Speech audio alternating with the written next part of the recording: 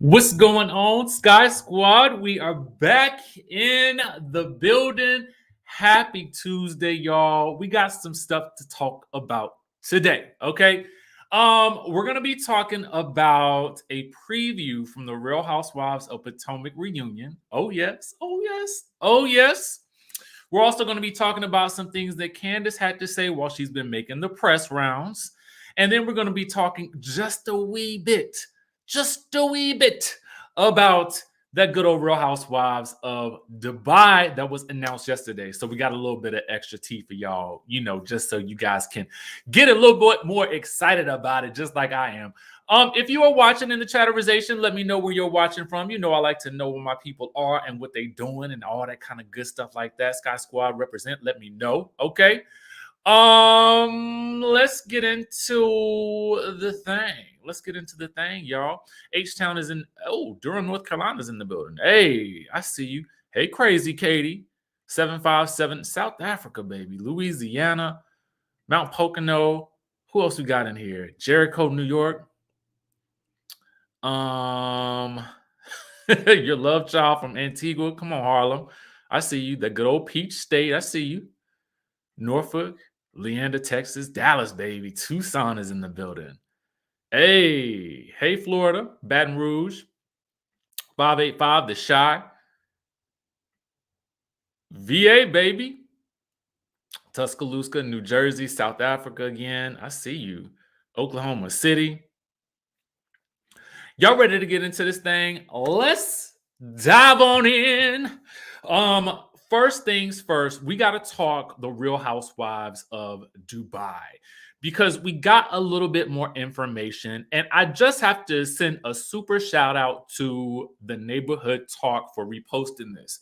And we also got to give some credits to a couple of sites that I know that had contributed to getting this information. CC loves you. Shout out to you, boo, because you always, got the juice as well. But I got this visual from TV Deets, and then the tea was really poured from all over Anthony, who you guys may recall was really one of the people that kind of confirmed that Portia would not be returning to the Real Housewives of Atlanta. So when we look at this, I can tell you with just about 95% certainty that this is going to be the cast for the Real Housewives of Dubai. And the reason why I wanted to bring this up for you guys is because a lot of people, when I posted this initially yesterday, they were asking, what the cast would look like. Would there be diversity in the cast? Would there be real wealth in the cast? And I want to give you guys this bit of information in this tea right here. When I tell you wealth, and when I tell you diversity, they did, I feel, hit the nail on the head and really give us some diversity with this particular cast right here. Of course, just to name a couple of the ladies, you have Caroline Stanbury, who a lot of people may know from Ladies of London. I talked about her yesterday. Caroline Stanbury was a standout on that show, and the show almost felt like it was built around her. So I can definitely see Bravo wanting to maintain that connection. If you recall Ladies of London, Caroline Stanbury was actually married at the time on the show, but now she has been divorced, and I believe she's engaged to what used to be an ex-soccer player, I believe. They have a YouTube page called SC and Family. If you guys want to follow them on YouTube, I'll put a link for one of their videos down in the description link down below. Just to add a little bit more extra perspective on it, we have Lesa Milan Hall. Now, or is it Lisa? I'm not sure if I'm getting it right, but most people know her as Milan, okay? Now, some of you guys may know Milan from College Hill. So there's now really a lot of interest for people who have been fans of Milan's and who have been fans of College Hill to really dive into this show and what she has going on now. She is too one of the rumored cast members for this show. So I'm super excited, y'all. I am super excited about this. However, we are going to talk about something real quick, Onyx, and I'm glad you brought this up. Okay, SEM said it's pronounced like Lisa. Okay, my bad, y'all. So let's take a look at something that Toya Bush Harris pointed out, and the Married to Medicine source picked it up. Now, I'm all giddy and excited, y'all. I'm giddy and excited about this Dubai announcement. And I'm diving into who's who and who's going to be on there or whatever. Oh yes. Oh yes. You guys can binge Ladies of London on I think it's probably on Peacock, but I know it's on. I watched it last time I watched it was on Hulu. Now, Toya Bush Harris from Married to Medicine posted this. She said, "Andy, I couldn't even watch Bravo in Dubai." And let me tell you something, okay? That's true for the most part.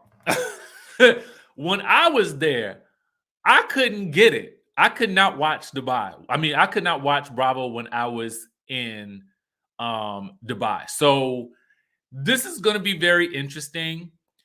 What I do take away from this is that it may be, I think that there is one person at least, I think, who is from Dubai. I'm not sure from my research, but I got to go back and check some more.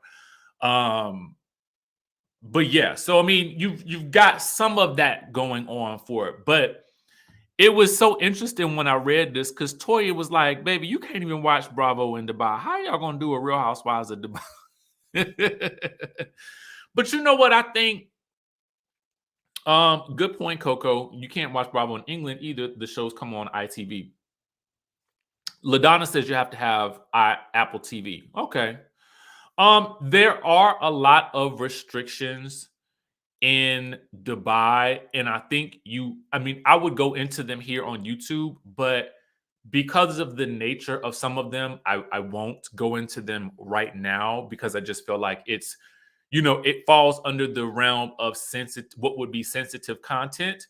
But a lot of people are up in arms because of the restrictions that happen in Dubai. And then it'll be interesting to see where they film, because in some places, I'm sure media from my research, is not allowed.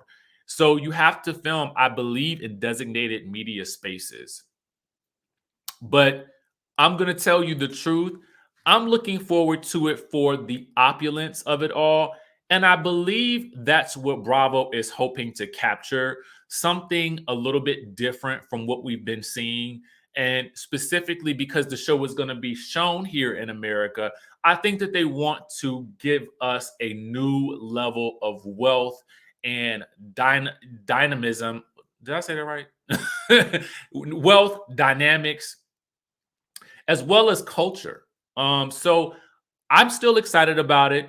Hopefully, we'll be able to really get to see everything that Dubai has to offer. And if you guys don't know, you guys can also watch one of my videos, or one of the two videos on my other channel that really focus on Dubai and Abu Dhabi, and you guys can get a little bit more insight into the culture. Okay. So having said that, we're going to move on to our next topic of the day. Okay. I'm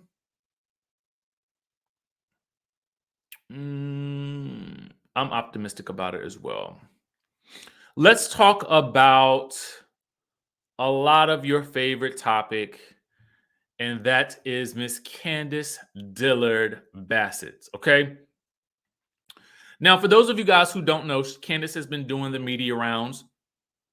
She's been doing Daily Pop, and she's been doing some of the shows on because that's a sister network. And in the promo for the run up to the we had a super chat. I didn't see it. I'm sorry. All American Revert says, I hope they have a Muslim or a couple Muslim women on the show. If they don't, I can't watch. It won't feel authentic. So we'll definitely have to see. We'll see what that's about. We'll see what we get from that. And again, also follow Caroline Stanberry. And I only reference her because I've seen her YouTube channel. I've seen the content. I was diving all into it yesterday. And you get a bit more insight as to, where she kind of goes and hangs out, and the attire that she wears. And I think some of you guys will see that there are restrictions on things, but it's not so restrictive that you can't still live. You know what I'm saying? You can live in Dubai, baby. You can live. Okay. Um, Now back to Candace. So essentially, what's happening here is, Candace, and this really is something that she says that Chris has said to her, is that, and we talked about it, I think, a little bit during the season when he's kind of made comments like this. But, I think both Candace and Chris kind of feel like she's being targeted by some of the other women on the show because they know that feuding with her will make for good TV. Okay. She said this on Daily Pop. She said, Chris gets so upset with me because he feels like a lot of girls use my emotional state to make good TV. The gift and curse of being Candace is I am always going to come to the table authentically Candace, good, bad, or indifferent. With regards to the salad tossing incident of 2021, she says, would I do it again? No. I probably would have stopped at when we got to the kitchen and she was talking to Ashley literally behind my back. She was asking for that moment. And once again, my husband is right. These women like to use what they know is a surefire thing. I'm going to be emotional to make good TV. Okay. So she's saying that the women are using the fact that she is emotional to make for good TV. Then she said it's unfair because I'm also a nice person. I like to have fun. I'm a girl's girl. I want to have a good time. But she says, I'm not sonable. You don't come for me. Don't play with me. And if you try to play me, like I said, I'm always home. You can come to the door and get what you come to get. Amen. Okay.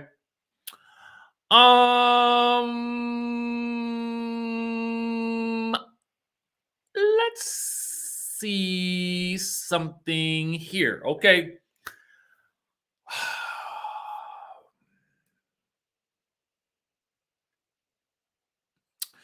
Thoughts on this? Okay, here we go. I was going to say something, but then I saw this super chat right here from Alice Briscoe who says, you're the only one in control of your emotions. Stop it. And I think that two things can be true at the same time. I think that there have been instances, particularly this season, where I felt like Ashley has kind of poked at Candace. And because I feel like I see it, I got to say it, right? I got to call it out just a little bit. But I also think that Candace has to also take responsibility for her reactions. Because as crazy as I think she sometimes talks to the other ladies, and the other ladies can go there as well, I think Candace tends to go a step lower than the rest of them. And the rest of them are not necessarily always willing to go there, but it does happen from time to time. Let me say that. I think the focus is on Candace because it happens with her more frequently, right? But I do agree with you, Alice. You're the only one in control of your emotions. And you have to learn how to get to a place where some stuff just doesn't bother you, or you can read somebody without the exclamation point. And sometimes, and the exclamation point could be, going super low or attacking someone for, it doesn't have to happen all the time. And I think to emphasize my point further is that the way she speaks to her cast members or her co-stars it's not just relegated to them, but it also extends to her husband. So the fact that she is able to literally curse him out on camera, I just feel like it just adds to what is being said here, in that, you are in control of your emotions. I'm sure Chris isn't thinking that he needs to push your buttons in order to make good TV, because you doggone near telling him to shut the F up. So I think that, again, two things can be true at the same time. One, certain cast members may know how to provoke her, and I think we've seen Ashley do that. But then two, she's got to be responsible and take responsibility for the way she talks to people as well. And I don't think she has to be the type of person to back down. I don't think anybody's saying that, because if somebody comes for you, then if you're on a TV show, you're gonna go, um, you're gonna clap back. But I think again, it's just how far do you go? Okay. MJ says it's a fact you get what you ask for. Don't come for me unless I send for you in my Kenya voice. You can't tell me how to respond. So MJ, thank you for the super chat, but let me ask you a question. Does that also extend to your husband or your wife or your significant other? And that is a question I want to. I mean, this is a general. I mean, this is general conversation, because again, I'm not just talking about how she speaks to her co-stars, and those are the people that are coming for you and you sending for them. How do you rationalize that? Do you speak to your spouse in the same way? I mean, that's what I want to know. And if you say to me that you speak to your spouse the same way, then okay, I mean, that's how you move. But I would wager that you probably don't.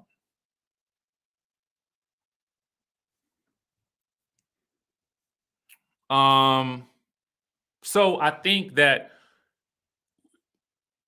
because it also extends to Chris, we have to look at that too.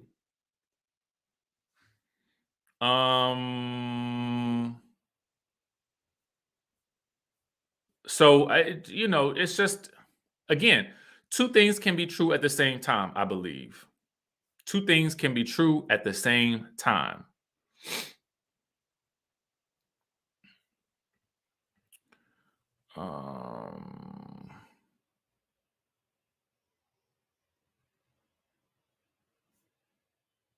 Now, what I will say though is, I can also, if her responses are authentic, I can respect it just a bit more when somebody can be real and wrong, because I do think that there has to be space for a person to be authentic enough to be wrong, but they also have to be mature enough to acknowledge the wrong as well. Okay?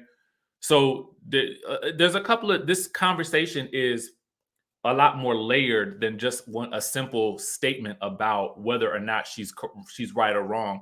I think that there are multiple things that you have to take into account when we have these types of conversations, because it's layered. Now, let's talk about the Potomac reunion and Wendy and Andy. Oh, MJ says they talk to each other horribly. I wonder if they have an understanding before filming. I don't know, but I just don't think that it would be good for, I don't know. You know what I always think about in those situations? I think about, do the kids understand, if they happen to see this, would they understand how mommy and daddy are talking to each other? That's always what I think about. And again, they're not my kids, so I'm not raising them, but I always think about that. And that's just the truth. Girl, boo, you ain't about that life. She better relax. She writes a lot of checks she can't cash. And that's the other thing too. I mean, the reality of it is, if this is real life, if you're gonna, in real life, if you run around like that, people are going to, you're not going to be able to get away with that in real life. That's what I'll say, because people will pop off right back on you in a way harsher way, and a lot of times that could get physical real quick. So, if you're going to talk the talk, you also got to be able to walk the walk. It's unfortunate, but it's reality. Would you do that in real life? I mean, let's call a thing. Like, this is supposed to be reality TV, and to some degree, I think some reality stars feel protected by the barrier of, there's a camera crew here. But I think also too, if it's going to be real and authentic, if you know that you wouldn't do that in real life, in the street, don't do it on the show. Because everybody don't have that same cameraman boundary. Like, that's just that. Gizelle did say in the trailer, so if Mia would have popped you, I mean, what you gonna do then? But speaking of Gizelle, let's go ahead and talk. Let's go ahead on and talk about it, okay? So let me pull up. Okay, let me pull it on up. If you guys head on over to the bravotv.com, I try to tell y'all, go on over there and get your good glimpses of the clips. They also they just released, I think it was Bravo Insider that just released the first 6 minutes of the Potomac reunion. Okay, very interesting stuff. Go on over there, sign on up for Bravo Insider, or catch it online on one of the Instagram pages I be telling y'all about. That's what I was a little late. I had to push the time back for the video today because somebody has tagged me in a link for the first 6 minutes. But that ain't really what I want to talk about now. Okay, what I want to talk about now is this. Gizelle is asked about the timeline of when her and Jamal broke up. Okay. And this is why I put on the thumbnail, they say the math ain't mathing. Now, it's not adding up. It's not adding up. So let's break it on down. So Andy is asking this question about when Gizelle and Jamal, when they broke up, when things ended. So Gizelle says this: I don't know. Earlier in the year, maybe. Maybe January-ish, late January, spring, summer, September, joggers. I don't know. No, what she really said was maybe January-ish, late January. So they go around the mulberry bush about what that time frame was.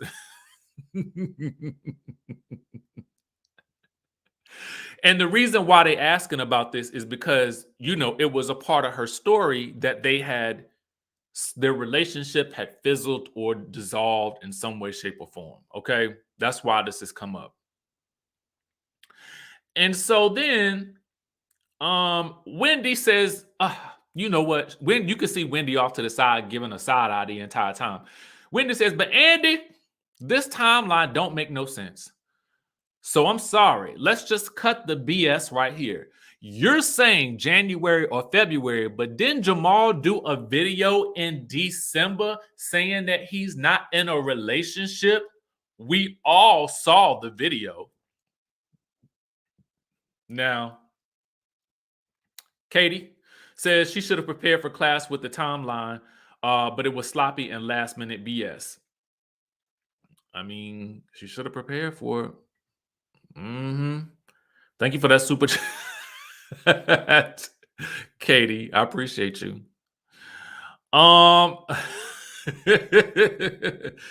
Listen, okay.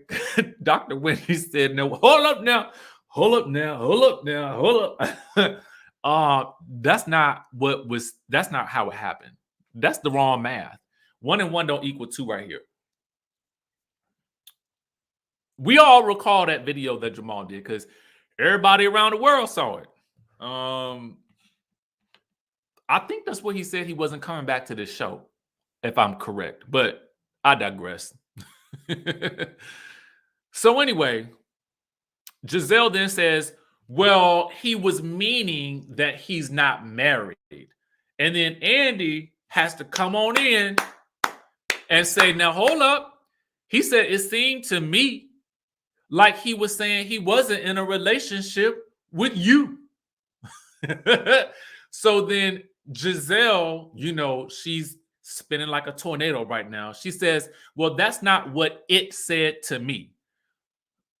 She didn't even say that's not what he said to me. She said that's not what it said to me, meaning that's not what his video indicated to her. Okay. So then Andy says basically listen, he was like, so were the revelations that came out of Monique's binder, did that play a role in the breakup? And Gizelle says, no, it didn't. She says the binder was not new information. She says it wasn't like, oh my gosh, I didn't know this. Jamal and I had already talked about that. Oh, God. So then Karen pipes in and she says, this time was not a surprise to you. So you basically gave your consent to be the other woman Jamal was. You basically gave your consent to be the other woman with Jamal this time, right? Then Gizelle says, no, Karen, we were both figuring it out. And I guess maybe she was about to indicate that they were both seeing other people, because she does say we were both seeing, and then it was kind of like she, switched it up on them. Okay, she says we were both trying to figure it out. So let me just say this. And I just feel like we got to call a thing a thing. I think that Gizelle, by and large, has not made many missteps on this show. People can debate about her fashion choices and whatnot. And, that's kind of just a fun little thing I think people do. But I think that this is a storyline that should have just never happened for her. I don't think that she ever should have done this whole, get back with Jamal thing and then bring it to the TV show. And I don't know if it's because there was pressure to listen. And let me say this. I don't know. And let me put this up here because I want to be clear. Okay. All commentary is alleged. Okay. But it seems from a viewer perspective like this was not a real story. And so because of that, we now have a hard time believing the things that she's saying to us. And the reason why we don't believe it was a real story is because there were too many holes in the story.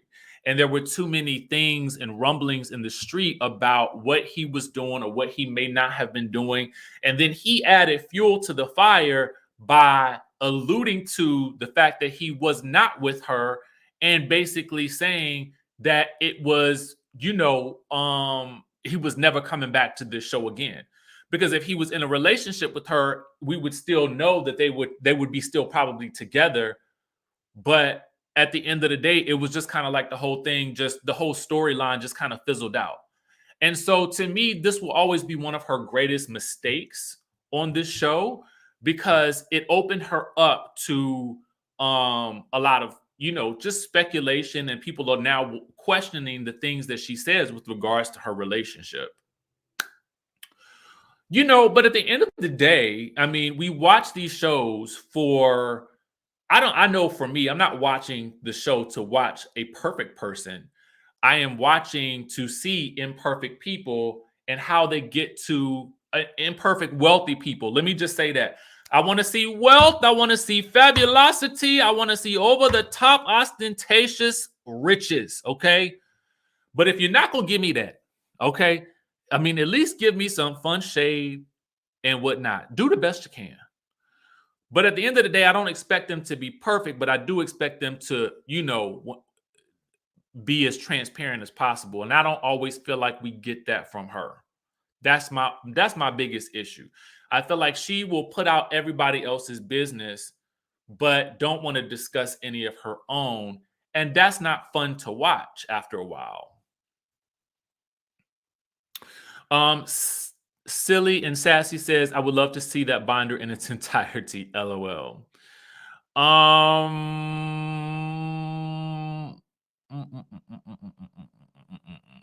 Yes, give me Bezos wealth. We don't want no fake storylines. We want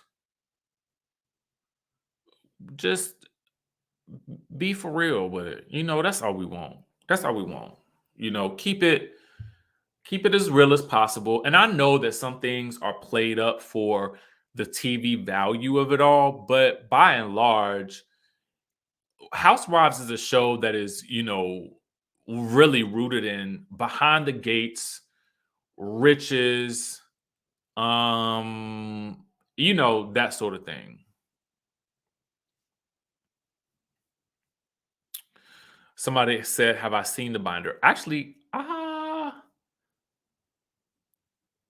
did I see it when I interviewed her? I think I might have, but I didn't look. I didn't see inside it or nothing like that. No, I didn't actually. I didn't see it. I don't think. I think it had already. Well, if you watch the binder time things, you'll know what happened to it. But I don't think I don't think that was what I saw. I saw a binder that was like it, but I didn't see the actual binder, and I didn't even ask because I just felt like those types of things are contained within the show, and it would stay there. I just left it there. Toya Campbell says, "I wanted Karen to ask about the baby Jamal had on her allegedly during this fake timeline."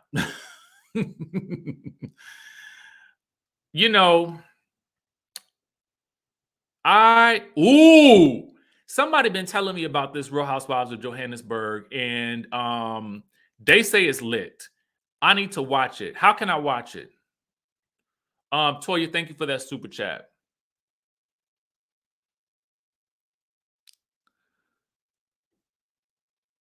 Yeah, I mean, basically, she burned it.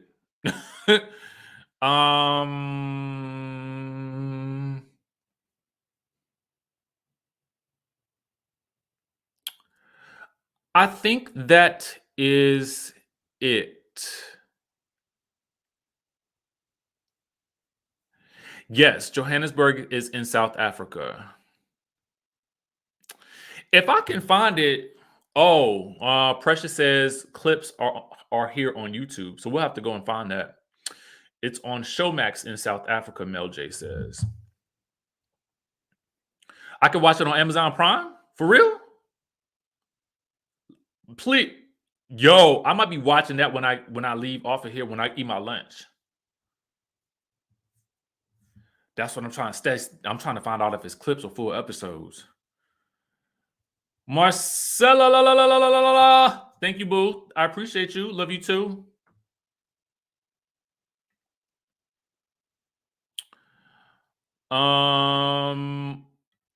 Amazon Prime on the Hayu channel. Okay, so we'll have to figure that out. But y'all, listen. That's all we got for y'all today. I kind of toned down the discussion about it because I really wanted to make sure I touched on every point that I wanted to touch on today with regards to news. There's some other stories out there that I'll talk about at a later date. The one with Cynthia and Mike, we'll touch on it. I'll touch on it soon. I haven't had a chance to really process my thoughts about it yet, but we'll talk about it. But anyway, with regards to that, make sure you guys stay locked onto the channel. Tell somebody you love them today. Y'all know how we do it. And make sure you guys have a great afternoon, and I will catch you all in the next video.